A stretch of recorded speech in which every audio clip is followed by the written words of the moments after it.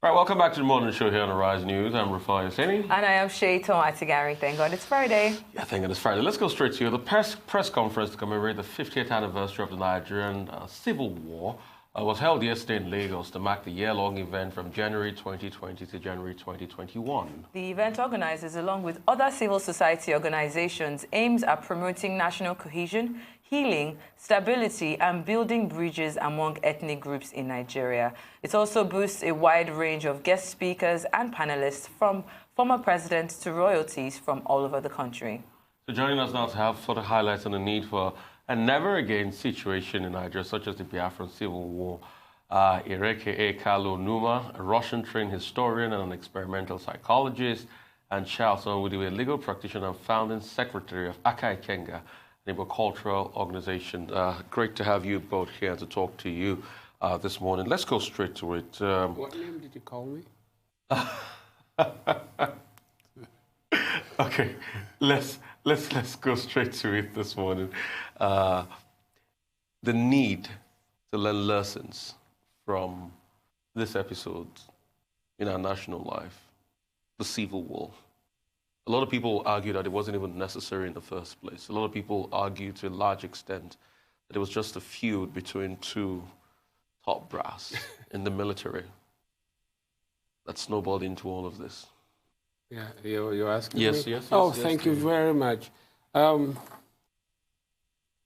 Why did it happen? Yes. It started in 1945.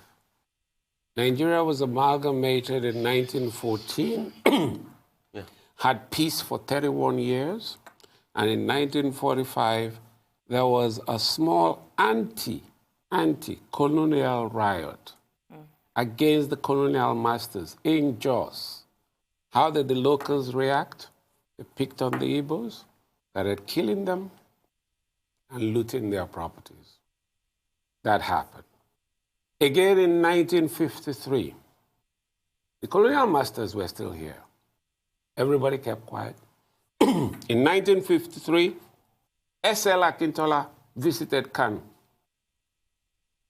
and started talking a little bit carelessly, highly insensitive to the people he was talking about. And by the time he left, what did the locals do? Straight to the market, kill, loot. Everybody kept quiet. So he started building. So what was happening was that something was established in Nigeria. There was a culture of tolerance of tragedy. We had established it from 1945, when no serious sanctions were given to the perpetrators. So, by 1961, 62, the TV riots, the people of Tiv were complaining that they felt that the government of northern Nigeria was being oppressive to them. And what happened? That particular riot was suppressed with absolute brutality. Over 2,000 people killed. Quiet. By 1964-65, Operation Wete was happening in Southwest. Yeah. And people were losing their lives. Nigeria kept quiet. Then there was a plan to have what you call Operation No Mercy, to clear the Southwest. This time by Tafawa Balewa. Luckily, by the 15th of January, there was a coup. How was that coup? To stop that, Operation No Mercy. How was the coup interpreted? Mischievously, it was an Igbo coup. There was mobilization. So when you see the partisan that coup, a young officer. Thank you. Out of that stayed in Kaduna almost all his life. In fact, that bear the name of the city he stayed in, Kaduna Nzegu, was instrumental to that. And you had Sport Mogor of Hausa was a Catholic, was about 25, 26, 27 years of age, that range. Yeah. And you had the likes of Ifejina. Ifejina that had done so well for the country in the Helsinki Games. The first gold medal Nigeria ever earned. So well in the Helsinki Games. I was of Igbo extraction. Oh, so, yeah, so not people, just him. people. There were many other people. There were many other people. Banjo, there was banjo. So many there was. It was a mixed thing, but it was termed that for a purpose. So there was a counter coup in July. There was a program first in Africa against a particular But a lot tribe. of people will go back to tell you that Agui Ironsi didn't handle it well. That some sections of the country didn't see Agui Ironsi as meting out proper justice to the impasse that had happened. Agui Ironsi was a soldier, not a politician. Agui Ironsi never planned to be president or head of state of Nigeria. He was a first class. He could only do what he could. He had advisors, he listened to them, but the truth is that those who termed it an Igbo coup had an agenda. But a lot of people will argue, Shaitan, you want to come? Yes. A lot of people will argue with you that Kaduna Nzego went into the home of not just the premier, but also a religious leader of the North, killed him. And the Northerners were very upset at the fact that Agui Ironsi still left that man alone in that part of the country to still oversee that part of the country. Which man? That's Kaduna Nzego. He didn't leave him.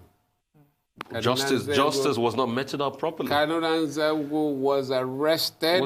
But justice... And he was locked up. You cannot say he was left to continue. But he justice... was arrested. That coup was quelled. But Are we arguing? No, we're not arguing. But we're trying to set the record straight. But justice was not meted out properly. That's what a lot of people argue. What is the justice? Kill him?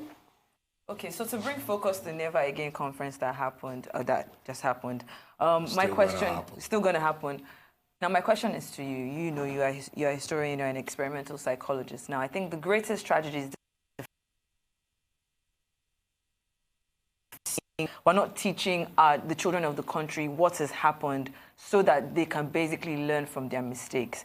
Now, we've had such a robust conversation already. These are people that lived through these times, and you understand the tragedy that comes from such an event. How can we begin to make sure that history, especially this kind of history, is preserved? And I mean, someone like me in my generation and those coming after me are aware of what ethnic division can cause. Beautiful. Well, thank you very much. I like your line of questioning. I'll take a cue from where my senior brother stopped. There is a tragedy of total silence in Nigeria. And I think it's a conspiracy, as a matter of fact. And what we've been doing all this while has not been nation building. We've just been lying to ourselves. We've been taking ourselves for a ride in circles and all that. And I'm glad that you've raised the issue of history not being properly taught. Every country and all through history where there have been wars and tragedies, the challenge of those that survived that war is to preserve the memory of that war, irrespective of how it ended for you. And there is no war that has ever happened that never took lives, that never destroyed the status quo, that never caused a whole lot of mayhem. But take whichever war you want to examine, lessons have been learned and they continue to study it. Some issues are unearthed daily, debated, and considered. But in Nigeria, what do we have? Outside the major speech made by General Gowon about the end of that war, nothing else has been done collectively as a nation. Nothing else has been done from the top.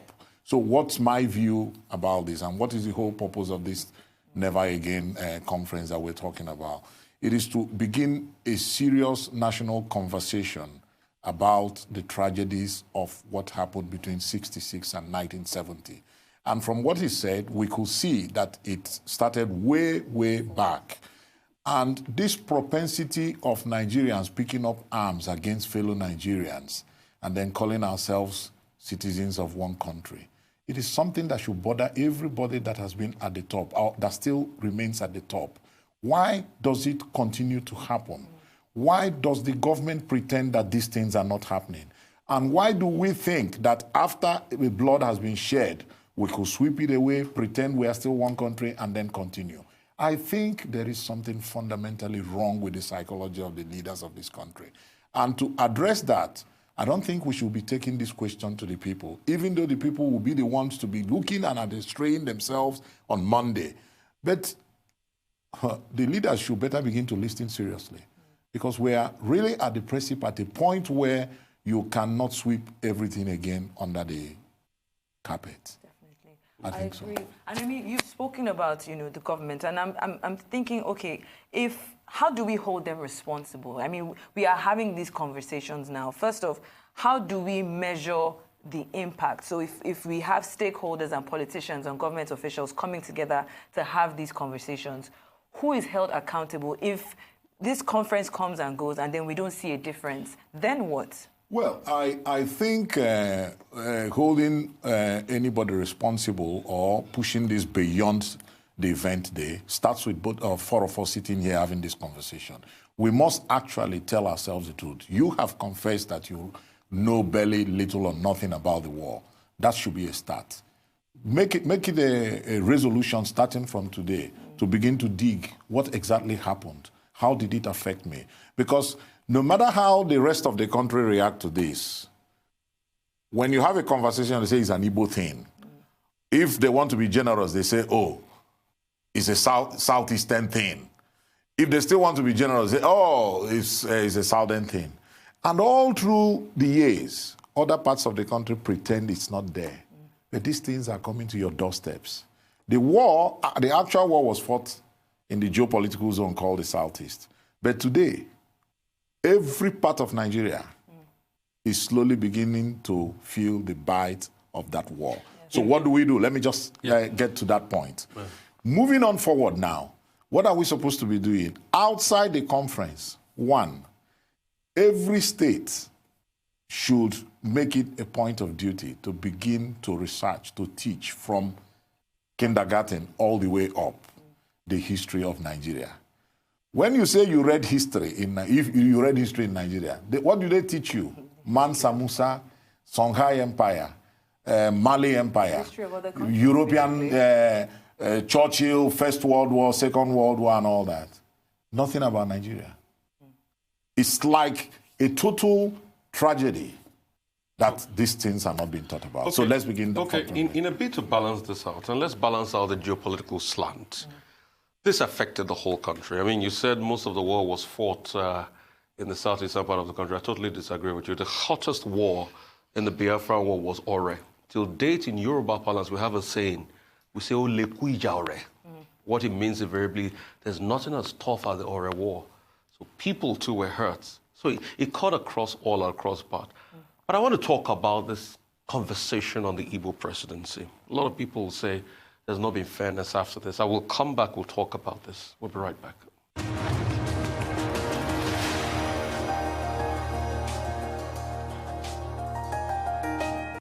So, still a morning show here on Arise News, and great to have you back. And we're talking to two great people, Ireke A, Kalu Onuma, Russian-trained historian and experimental psychologist, and Charles Onwudiwe, a legal practitioner. My name is Aka Onwudiwe. Oh, Aka Onwudiwe. Apologies for that. I don't know where you got this Charles from. Apologies for that. You look cherry like Charles anyway. So let's talk about Igbo presidency. Ismaila Issa was here recently.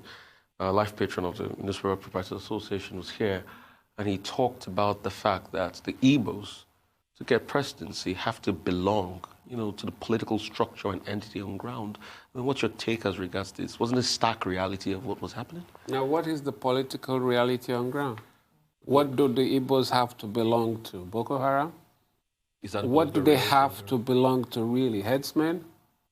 No. What is on ground? There's a political structure on ground. What is the political structure? There's the PDP, if you want to go that round. There's the association between Igbos are there. The South and the Igbos North. Are there. So you must court the North. First of all, for your information, but what you had, the 34, is it a group of 34? G34 started the PDP. Kuntua was not there. He was not part of them. These were the people who battled with the military to get back, get back politics, get back democracy. He wasn't there. So who are the people? Ekweme was at the center of it all. Is Ekweme from where? What are we talking about? times but you see, the regular refrain would be, then why have we not had an Igbo presidency? The truth is this. There are people who have mastered the act of insincerity and doublespeak. Whatever they say, they have something different in their mind.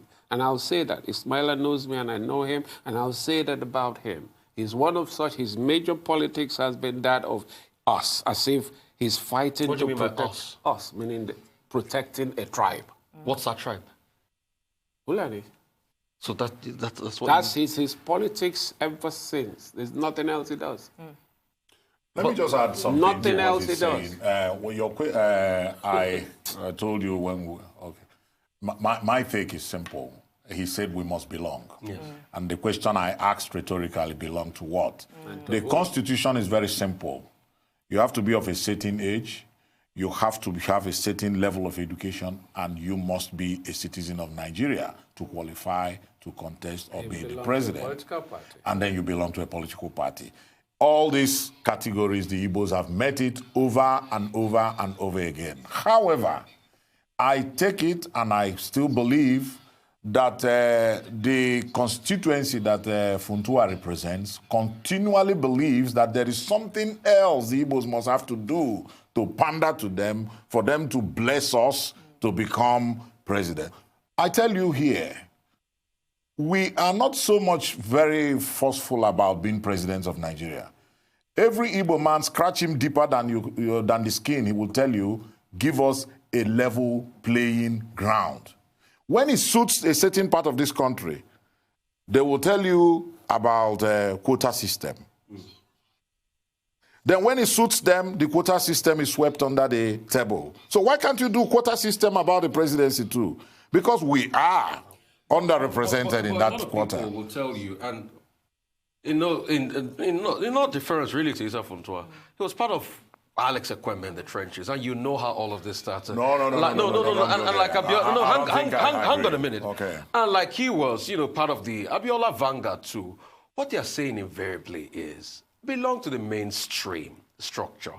Today, as it stands, there is no Igbo person in the mainstream structure. It is not true. Where is the mainstream? The mainstream. It is not true. Okay, look at the last... If you're using APC, what has Ogbonnaya been doing there? Hang on a minute. Ogbonnaya has been in the trenches, like you claim Funtua was in the trenches with Abiola, and then the rest of them. Ogbonnaya has been in the trenches from ANPP with Buhari all through the way.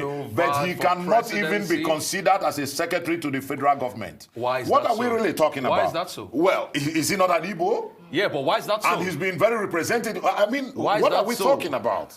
Let's not turn this to an argument. So that we don't lose focus. Yes.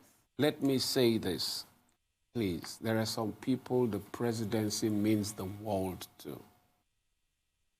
Can they please keep it forever?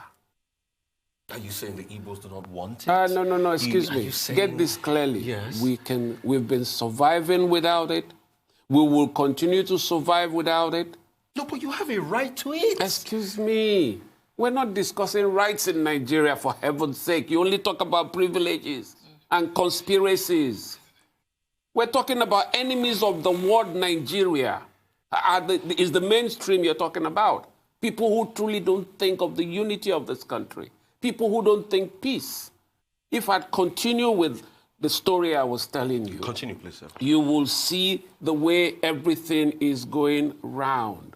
Started in 1945. Suddenly, it has moved to Zango Kataf.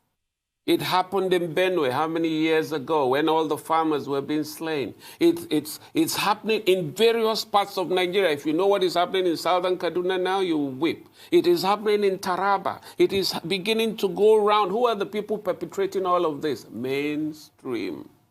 Those who make you president.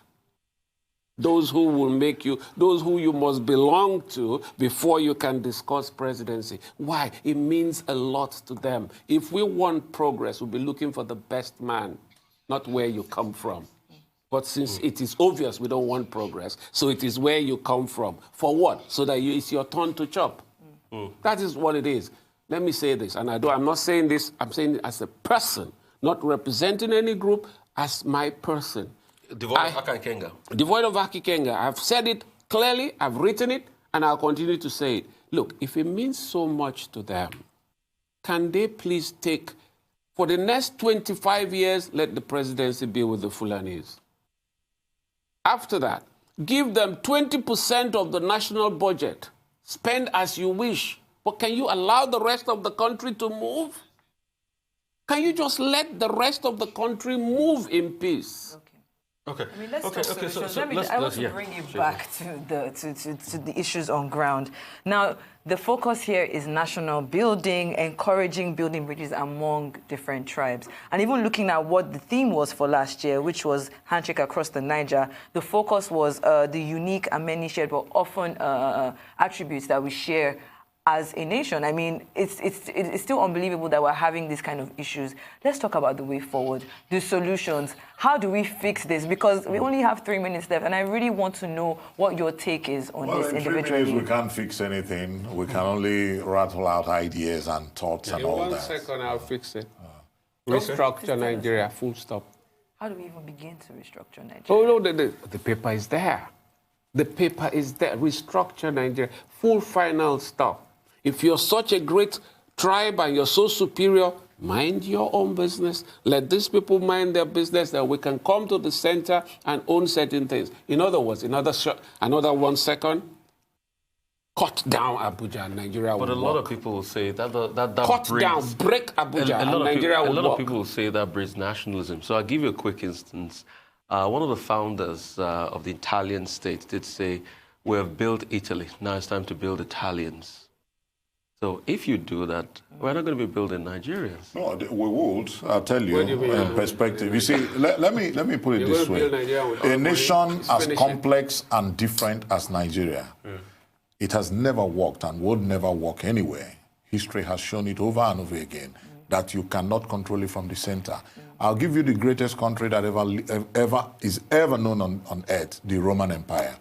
The Roman Empire, the success of the Roman Empire was that they were able to take from everywhere, but they never ran any part of the Roman Empire from Rome. Everywhere they go, they put a tribune. Everywhere they go, they put somebody there. And when that somebody comes in, he does not lord it over. They slowly and quietly begin to put the imprint of the Roman Empire there. The education, the way they do things and all that. The system is allowed by them that the people should be in control of whatever they were doing. That was why, as far away as present-day Kazakhstan, if you can imagine the distance, Rome was controlling them. Even Africa. I'm coming. I don't want to use Africa. So why could you be in the jungle of Africa and you hear about Rome? You're so afraid. Because you know the system, how effective it is. However, Rome allowed you to be the way you are. So I'm coming. Hold on. It collapsed. After how many years? It collapsed. So what am I talking about? We are not dealing with the collapse of the empire. We are dealing with how effective they were able to run. And that's where I'm coming to, which is what I agree. Nigeria, when the Britons left us, ran their regions and ran it successfully. There was competition, very healthy competition amongst the regions. And there was progress. And there was serious progress. The present-day North was so successful in doing the things they do, and they still remain successful. But there was regionalism. Hold on. You see, let's not tag things simply because we can pull it out and tag it. But there was regionalism. The truth of the matter is that the system that we run today is not helping Nigeria. And it will never help Nigeria until we break it down, take it back to the component stage. We call ourselves a Federal Republic of Nigeria, but that's just in words. We are not a Federal Republic. But there was regionalism. Western Nigeria was very viable and different in its accord with Eastern Nigeria. In fact, we all remember that we had representations across the world of Western and Eastern Nigeria. And it worked, didn't it? Wasn't it a divisive mindset? No. Was it a divisive? No. It is a record. You are getting it wrong. Oh, Was it a divisive? No. What's your name? Rufai, we'll definitely bring you back in. I'd like to hear everything. No, honestly, because I need to address what you just said. We'd just like to, in wrapping this up, I just want you to react to this in 30 seconds. You know, we're talking about all of this, but history has been taken out of the curriculum of schools in this country for quite some time. Deliberately. It was a deliberate term. And we've been pushing for it from all angles. Isn't that sad? It is sad, and it should make anybody who calls himself a Nigerian leader, past, present, and the future, and if he doesn't come back, it should make you feel ashamed of yourself. Thank you so much. On that point, we'll rest it. I'd like to thank both of you. Very powerful conversation. Thank you.